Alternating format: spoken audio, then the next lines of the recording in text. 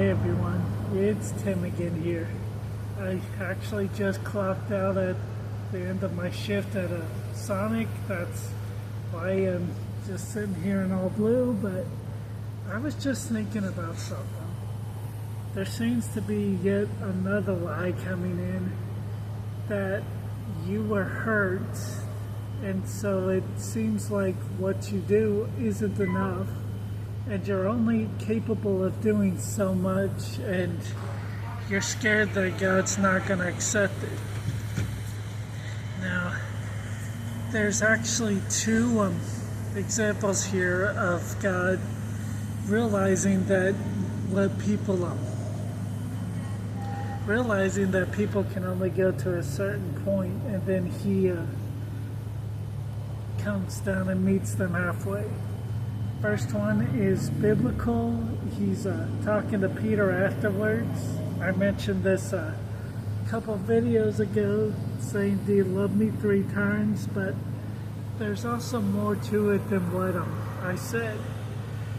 You see, there's 3 in Greek. There's 3 ways you say love.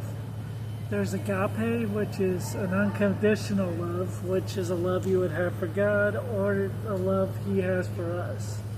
There's phileo, which is like a friendly love or a brotherly love. And then there's eros, which is a romantic love. As Jesus is asking, the first thing He asks Peter is, "Peter, do you agape me?" And Peter goes, "Yes, Lord. I phileo you." That's not really what Jesus asks. So He asked again, "Peter, do you agape me?" Peter answers, "Yes, I phileo you." Jesus realizes that right now that's all he can do. He can only see him as a phileo type love. And he goes, "Peter, do you phileo me?" And Peter confirms, "Yes, I do." You see, that's the main thing with the biblical thing of Jesus stepping down from here and meeting Peter halfway. A lot of people find it hard to relate to that, so there is a modern day story I heard several years ago. I was probably 6 or 7 at the time in Fort Scott, Kansas. Community Christian church. Pastor Paul was preaching, and he told them this story. He would walk around the hospitals ministering there, and there was a woman there who she had been abused in almost every way possible, and he would minister to her, and they would talk and things. All of a sudden, she started saying, "I tree you." And they thought that was a little weird. They walked out. And the next few days after she said that, he finally asked, "Hey, you keep saying I tree you. Is it okay if I ask what that means?" She goes, "Well, honestly, I want to tell you how I feel towards you, but I can't say the L word. That has a lot of meaning to me. I've had a lot of things done to me.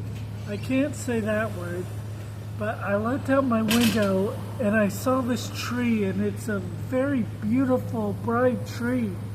So I tree you." Pastor Paul looked at her, walked over and sat down beside her and goes, "You know what? I tree you too." And so does Jesus. You see, that is what love is. That's what the love of God is.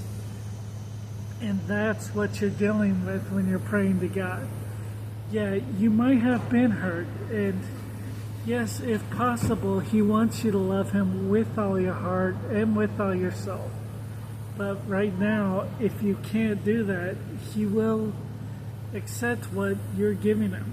Don't let the enemy say that your best isn't good enough.